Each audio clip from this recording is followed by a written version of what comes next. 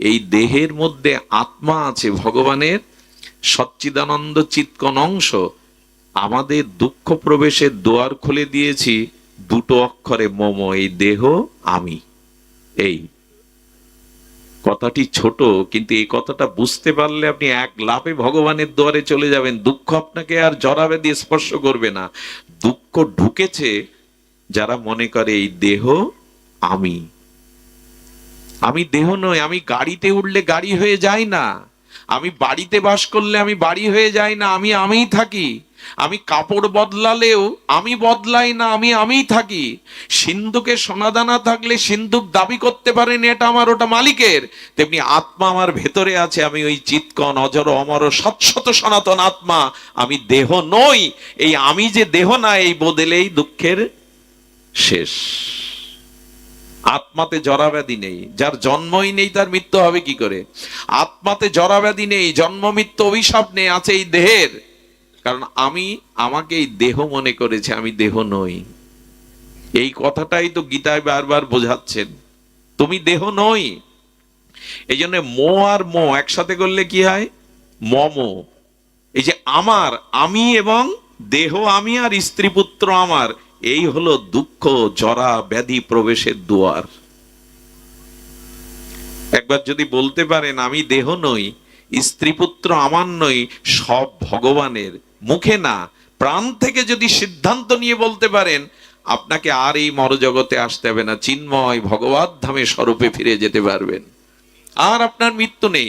রামকৃষ্ণদেব পরমহংসদেব কি বলেছেন জানেন? কোমরের মাটি যখন কাদা থাকে তখন তাকে ভাঙাও যায়, গড়তে গিয়ে বেঁকে গেল, আবার ভেঙে আবার গড়া যায়। কিন্তু ওটা চাকে পোড়ানোর পরে যখন ঘট বা কলসি হয় তখন ভেঙে আর গড়া যায় না। যখন একবার ভগবানের হয়ে যাবেন তখন আর জন্ম মৃত্যু ভাঙা গড়া আপনার জীবনে থাকবে। সব অভিশাপের কারণে এই দেহ আমি, আর এই দেহ ভোগের জন্যই পাপ অপরাধ গুলো ঢুকে যায়। কথাগুলো ক্ষুদ্র, কিন্তু এর গভীরতা অনেক বেশি। আমাদের ভারতীয় দর্শনটা এখানেই, আমি দেহ নই। তো এই জন্য দুটি জিনিসের প্রতি আমাদের আসক্তি।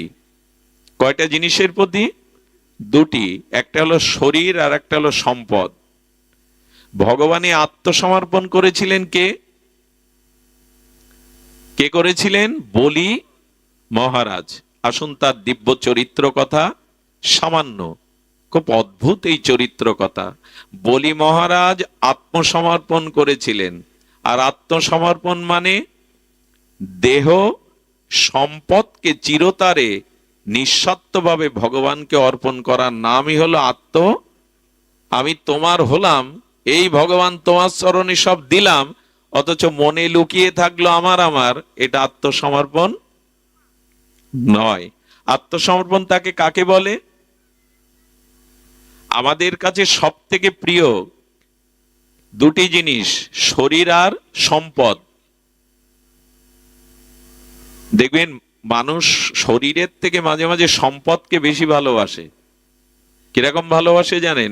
ডাকাত এলো তো টাকা পয়সা দিতে চায় না, ছুরির সামনে মরে, কিন্তু টাকাটা অর্থাৎ সম্পদ তার দেহ থেকে, প্রাণের থেকে সে বেশি ভালোবেসেছে।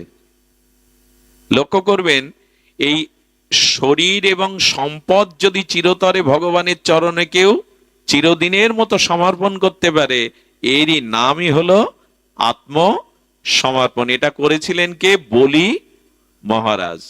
এর ইতিহাস বড়, এই লীলা বড় অপূর্ব, চিন্ময়, আস্বাদনের। এটি দিতে পেরেছিলেন। আসলে আমরা ফুল বাতাসা দেই, ঠাকুরের সামনে 500 টাকার সন্দেশ কিনে নিয়ে যায়, বড় একটা মালা কিনে নিয়ে যায়, বড় জোর অর্থবিত্ত ফুল বাতাসা মালা চন্দন ধূপ দীপ ভগবানকে দেই, কিন্তু নিজের শরীরকে আর নিজের সম্পদকে যেদিন চিরতরে তার চরণে দিতে পারবে, এরই নাম হবে। আর ভগবান ওটাই চাইছেন, তুমি সবটা দাও, আমার হিসাব পরিষ্কার, আমিও সব তোমায় দিয়ে দেবো। ভগবান অঙ্কে খুব কাঁচা। ভগবান অঙ্ক শুধু ওইটুকু বোঝেন, আমাকে 16 আনা দিলে আমি তোমাকে 16 আনা দিয়ে দেব। বক্স তো সমস্যা হবে, গান বাজনায় বক্স এত ভালো থাকে, গানের কনসার্টে পদাবলী কীর্তনে জুড়ি নেই বক্সের, সারা জায়গায় এই ভাগবতে গিয়েই সমস্যা। আসলে ভাগবতের মূল্যায়ন কম হয়। 1 ঘন্টা আগে পদাবলী কীর্তনের এসে মাইক ঠিক করে, এই সাউন্ড এ করো, আমি তো সব বুঝিও না, কি বলবো ওদের। ভাগবতে এত অনীহা কেন বুঝি না। যেখানে ভাগবত দেবেন অন্তত শব্দযন্ত্র যে বোঝে তাকে বসাবেন। গানের কনসার্টে সে শব্দের জুড়ি নেই। লতা মঙ্গেশকরের, কুমার শানুর কণ্ঠ হো গেলে মনে হয় লতা গাইছে। কণ্ঠের এত জাদু শব্দযন্ত্রে, ভাগবতেই শুধু সমস্যা। দিন আমরা বলছিলাম এই সবটুকু নিজের জন্য কিছু রাখলেন তো। আমি দৃষ্টান্তে কিন্তু বলি, আমি যদি কীর্তনিয়া দাদাকে খালি গায়ে আলিঙ্গন করি, ওনার অঙ্গের সাথে আমার অঙ্গের একটা জায়গা মিশবে না যদি উপনয়ন থাকে আমার গলায়, ওই সুতোর জায়গাটা বাদ পড়ে যাবে। ভগবান বললেন আমার হিসাব পরিষ্কার, 16 আনা আমায় দাও, 16 আনা আমি তোমায় দিয়ে দেবো, এর বেশি অঙ্ক আমি বুঝি না। আর একটা জিনিস বলি, কথাটা লিখে নিন। এতবার বলি লিখে নিন কেন জানেন? যাতে মনে থেকে যায়। অপমান করা কথাটা তো 5 বছর 10 বছর মনে থাকে, এ কথা কেন থাকবে না? আমি যদি কাউকে দাঁড় করিয়ে কটূক্তি করি, অপমান করি, এটা সে 5 বছরেও ভুলবে না, সারা জীবনেও ভুলবে না, এ কথা কেন ভুলবেন? কৃষ্ণ ব্রজবাসীদের ঘরে মৃত্তিকার ভাণ্ডে নবনীত ননি খেত, খাওয়ার জন্যই তোরা গুছিয়ে রাখতো, কিন্তু খাওয়ার পর পাত্রগুলো ভেঙে ফেলতো। যে পাত্রে গোবিন্দ ননি নবনীত ক্ষীর পেত, ওই পাত্রগুলো ভেঙে তুই আসতো। ব্রজবাসী মায়েরা নন্দ মন্দিরে গিয়ে কৃষ্ণ জননী যশোদাকে বলল, যশোদা নালিশ আছে। বলো নালিশ তো প্রতিদিন করো। বলে আজকে নূতন নালিশ নিয়ে এসছি। আরে গোপাল আমাদের ঘরে না গেলে আমাদের আনন্দ হয় না, ওই তো খাবে নবনীত, ওর জন্যই তো সাজিয়ে রাখি। ওর কাছে প্রশ্ন করো তো, ওই ভাণ্ডগুলো ভেঙে ধুয়ে আসে কেন খেয়ে? আমরা তো অন্য কাজে লাগাতে পারতাম, ওই পাত্রগুলো তো অন্য কাজে লাগাতে পারতাম। কৃষ্ণ ভয়ে ভয়ে শাড়ির আঁচলে মুখ লুকাচ্ছে, নালিশ করতে এসছে তো। ব্রজমায়েরা বিদায় নেওয়ার পরে যশোদামা বললেন, কানাই, কৃষ্ণ, আচ্ছা ওদের পাত্রে নবনীত ক্ষীর নবনীত পেয়ে আসিস, ভাঙিস কেন? শুনুন, প্রাণ ভরে শুনুন, উৎকর্ণ হয়ে শুনুন। বললেন, মা, যে পাত্র একবার আমার সেবার জন্য ব্যবহার হয়, যে পাত্র একবার আমার সেবায় কাজে লাগে, ওই পাত্র যাতে আর কোনো বিষয়ী ভোগের কাজে না লাগে তাই আমি ভেঙে ধুয়ে আসি। জয় রাধে। যে পাত্র একবার আমার সেবায় নিবেদন হয়, ওই পাত্র আর কোনো বিষয়ই যাতে ভোগ না করে, এই জন্য ওটা ভেঙে ধুয়ে আসি। এই জন্য শ্রী গুরুদেব যে পাত্রে পায়, ওই পাত্রটা আমরা অন্যকে, ভগবানের থালায় যেটা প্রসাদ দেয় ওটা আপনাকে আমাকে দেবে। যে পাত্র, বলতে চেয়েছি, যে শরীরটা ভগবানকে একবার দিয়েছি, সেই শরীর জন্য আর বিষয় ভোগে কাজে না লাগে, উচ্ছিষ্ট হয়ে যাবে। আর ভগবান ওই পাত্রে, ঠাকুর ঘরের থালাটা অন্যকে দেন কি খেতে? তা যে মন ভগবানকে দিয়েছেন, সেই মন আবার কামনা বাসনায় বিষয়ের উচ্ছিষ্ট করতে দিলে ভগবান আর নেবে তাতে? খুব মার্মিক কথা। যে শরীরটা গুরুদেবের চরণে দিয়ে দিয়েছেন, সমর্পণ করেছেন, তাতে আর বিষয়ের ভোগ তুলবেন না। সুধীজন, ভগবান বামন রূপ ধরলেন, ব্রহ্মচারী তেজপুঞ্জ জ্যোতির্ময় দেহ বামন রূপ ধরলেন। কোথায় যাচ্ছেন জানেন? বলি মহারাজের যজ্ঞে। খুব ধ্যান দিতে হবে, খুব অপূর্ব এই ভক্ত লীলা গাথা। যজ্ঞ সম্ভবত পবিত্র জায়গায় ছাড়া যজ্ঞ হয় না। যজ্ঞ কোথায় জানেন? শ্রী নর্মদার একটা পবিত্র কূলে। দেখুন, মাটির কিছু গুণ আছে।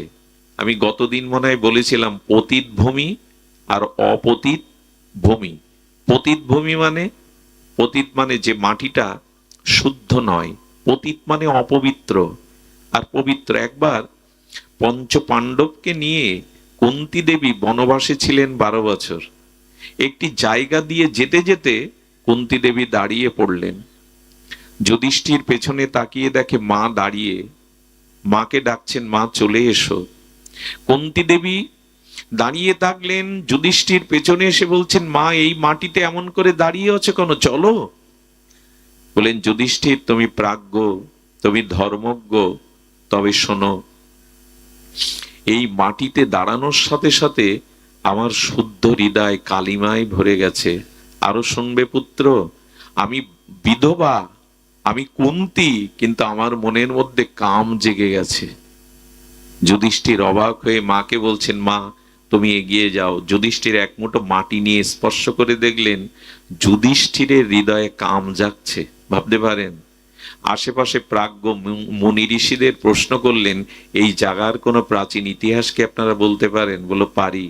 একটা নারীকে ভোগ করবে বলে দুইজন অসুর প্রকৃতির লোক, তাদের মধ্যে রক্তক্ষয় করতে করতে দুইজন মারা গিয়েছিল, তাদের রক্তেই মাটিতে মিশানো আছে। যাদের গৃহে ভগবানের সেবা ঠিকভাবে হয় না, যাদের গৃহে ভগবানের নাম একটু হাততালি করতাল ঝাঁজ খোল বাজিয়ে হয় না, যেখানে বছরে মাসে 6 মাস অন্তর একটু সাধুর চরণ ধুলি পড়ে না, সেই ভূমি সেই গৃহ অপতিত হয়ে যায়, শ্মশান ভূমি হয়ে যায়। ওখানে রোগ শোক জ্বালা যন্ত্রণা লেগেই থাকে।